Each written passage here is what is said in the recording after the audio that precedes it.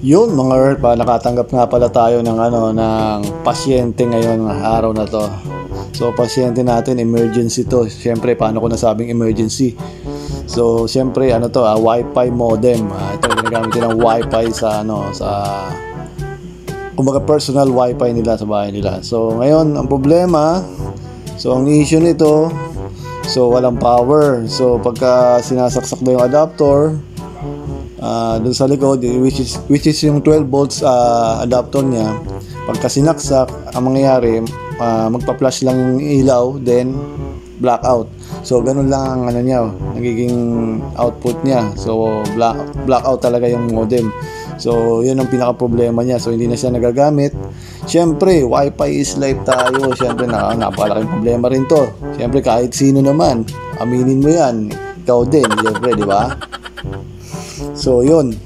So nalaman natin yung pinaka-issue niya. So in-accept natin, sabi ko try ko, maayos ko Pero siyempre hindi naman ako si Superman para maayos ko lahat ng problema, lalo na sa mga ganyang So yun, tatry ko yung makakaya ko. Then nung tinesting ko na, so yun nga, ganun ang issue. So ngayon babaklasin natin siya. Yung maingat natin babaklasin, alam natin kung paano yung proper niya, disassembly pagdating sa mga ganitong klaseng Wi-Fi modem. Yan, kung familiar kayo sa mga ganyan, yan. So hanapan ko yan ng screw, yung maliit lang.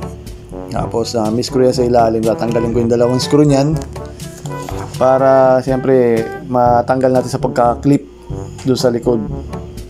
Naka-clip pa rin yan bukod dun sa dalawang tornilyo na sa ilalim, tapos naka-clip yan sa buong paligid niya. So yan, sinusungkit na natin yan gamit ang maliit na flat screw. Siyempre may pag-iingat para siyempre hindi masira yung natin at hindi madama yung board sa loob. Baka mamaya masungkit yung matamaan natin, tayo pa yung last touch na makasira niyan imbis na maayos natin. So yan, na-open ko na. Siyempre meron pa yung mga tornilyo dyan sa board na yan. So meron siyang 4 or 5 na tornilyo na napakaliit, parang tornilyo ng cellphone, ganun kaliit lang siya So yun, siyempre kukuha na naman tayo ng pantanggal dyan. Siyempre napakaliit yan. Yun, tapos pagka nabaklas na natin yan, ang gagawin natin siyempre, i-check natin kung ano yung magiging problema talaga nito. Na-test ko naman na yung power adapter niya is stable naman, 12 volts. Wala naman naging problema doon sa adapter niya, walang problema sa cable. Yan, dito tayo magpo-focus ngayon sa board niya. So check natin yung perimeter doon sa may 12 volts socket niya. Female socket niya sa board, yung sinasaksakan ng adapter, 12 volts. Yan, check natin kung ano yung possible na malapit doon sa niya, kung meron siyang fuse or meron siyang may diode or ganon, may capacitor na malapit na may problema kaya hindi nag-up yung niya. So possible sa mga ganitong pagka sinaksak mo iilaw siya tapos bigla mamamatay lang din. Ibig sabihin shorted. Possible may shorted na pyesa to. So nung chinek ko na nga yan, gamit siyempre gumamit ako ng digital multi-tester. So yun ang ginagamit ko. So meron ako napansin dyan na diode katabi ng female socket ng 12 volts. Yung input 12 volts niya. Tapos chinek ko yung diode, so yun agad yung pinunto ko dahil sa tingin ko yun ang may problema dyan. Malamang shorted siya.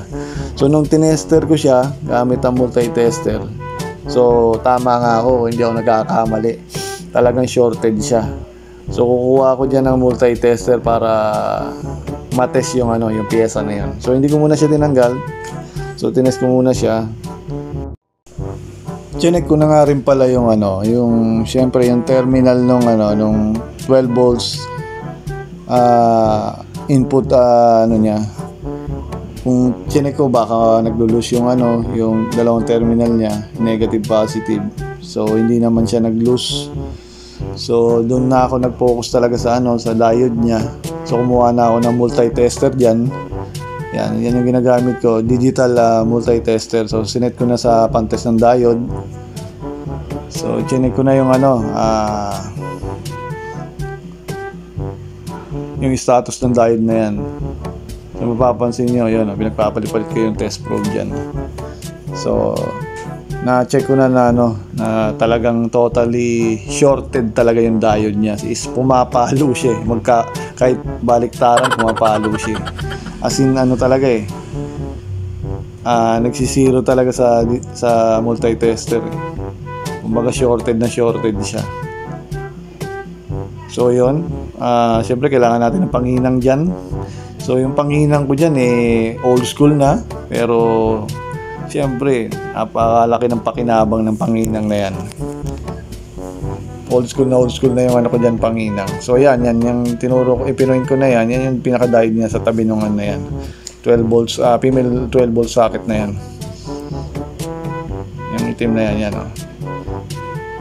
So dito sa angle na to, medyo hirap makita yung niya part number niya So yung part number niya pala yan, KA38. So diode siya. So yung diode na yan, to facilitate the flow of electric current. So yun ang pinaka niyan, purpose niyan. Yung ibang diode din, syempre convert AC to DC, mga ganun. Pero ito naman naka DC na yan. So ang pinaka niyan is facilitate yung flow ng electric current. Ayan, so makikita niyo itong multi-tester ko, yan talagang halos mag-zero baliktaran talagang yan, kumbaga shorted yan pag ganyan. So dapat sa isang side niya hindi siya papalo.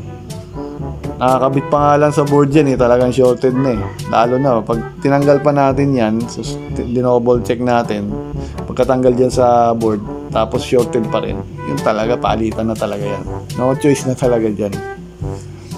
So yun, mabuti naman nakahanap ako ng pamalit. Alam ko hindi ako makakahanap ng pamalit So nagkalungkot ako sa mga ibang board. So meron naman ako nakakuha pamalit na diode dyan. So yan dyan, sa part na yan tinatanggal ko pa lang dyan. So maingat kung tinatanggal kasi baka mamaya lalo matuluyan. Siyempre Wi-Fi is life tayo, kailangan natin emergency to, kailangan talaga matapos to. So tinapos ko naman talaga lang yan, mabilisan yan. Minor lang naman ang naging issue. So nabuhay naman natin yan. Salamat na wala na ibang naapektuhan. So nagamit pa ng may-ari uli. Back to online na uli ang may-ari niyan. Mahirap talaga pagka offline, siyempre kasama na sa buhay natin yan yung internet. Wi-Fi is life. So yan kinakaskas ko pa yung panghinang ko dyan talagang old school na hindi pa tayo nakakabili ng mas maganda pang na soldering iron. So pagka pinasahod na tayo ni Meta, siguro makakabili na tayo. Antay lang, darating din tayo sa point na ganyan. So tsaga-tsaga lang muna tayo dito sa ganitong mga gamit. So napagtsagaan naman. Ayan, so maingat natin tinatanggal yan. Tandaan lang, kahit ang hirap hinangin kasi siyempre mababa lang to wattage na gamit yung panghinang. Mga 30 watts lang yata to. So pinagtsatsagaan ko lang. Siyempre hindi man natin kailangan pa ng mamahaling panghinang. Kasi parehas din naman nasisira yan. Ayan. So ayan, kukunin ko na dyan yung pamalit ko dyan ng pamalit ko dyan. Ayan. Ayan na yung papalit ko na pinalit ko na diode. So inihinang ko na siya ng siyempre may may polarity yan. Siyempre hindi pwede magkamali siya. Hindi pwede magkabaliktad yan. Yan. So inihinang ko na. Tapos siyempre sa kabila dyan inihinang ko na rin. So yan, mapapansin nyo yan yung pinaka modem na. So yan napalitan ko na yan diyan sa part na yan. Napalitan ko na yung diode. So testing natin na yon. So yan. So hindi na siya namatay. So initializing na. Tapos siyempre antay na mag-boot yung pinaka modem niya. Yan, no? So stable na yung power niya, yung kulay blue kung napapansin niya yun sa left side, upper left side. Yung blue yan eh. Susunod dyan yung pangalawa, yung red, yung status ng connection. So kung red, siyempre offline yan, siyempre wala pa yung SIM card dyan. So siyempre hindi ko alam kung green siguro yan, or green or white, ganun yan, yung stable niyan pagka connected. Ito naman yung pangatlo is yung sa wifi, wifi status niya, kung naka-enable o hindi. So yan ngayon, siyempre marunong tayo mag-backlash, marunong din tayo magbalik. Yan, babalik na natin yan, hindi na natin patatagalin yan. Sana mga herb, makatulong to sa mga may mga ganitong issue, may ganitong problem, na may idea sa pag-aayos ng mga ganito. At sana kapulutan ng aral at magamit sa hinaharap. Tapos huwag mong kalimutan, dapat nakapollow tayo sa page natin para sa mga susunod pa nating video, tutorial na isi-share natin. Pa-share na din po ng video na to. And God bless po sa inyong lahat. Maraming salamat po at nakatuto kayo palagi, or kahit ngayon pa lang kayo nakatutok sa video ko, sa page ko. Maraming salamat na rin po at binigyan nyo ng oras para mapanood ang aking obra maestra. Maraming salamat po. Huwag pong kalimutan, follow our page, Fred TV Vlogs. Hindi ko na patatagalin to mga herb, hindi ko na hantayin mabuo pa to. Puputulin ko na tong video na to kasi tinatawag na ako ng kalikasan mga herb. Nako herb, uupo na muna ako sa trono, nagmamadali na to, hindi na mapipigil, hindi na mapaghintay. God bless you all, bro.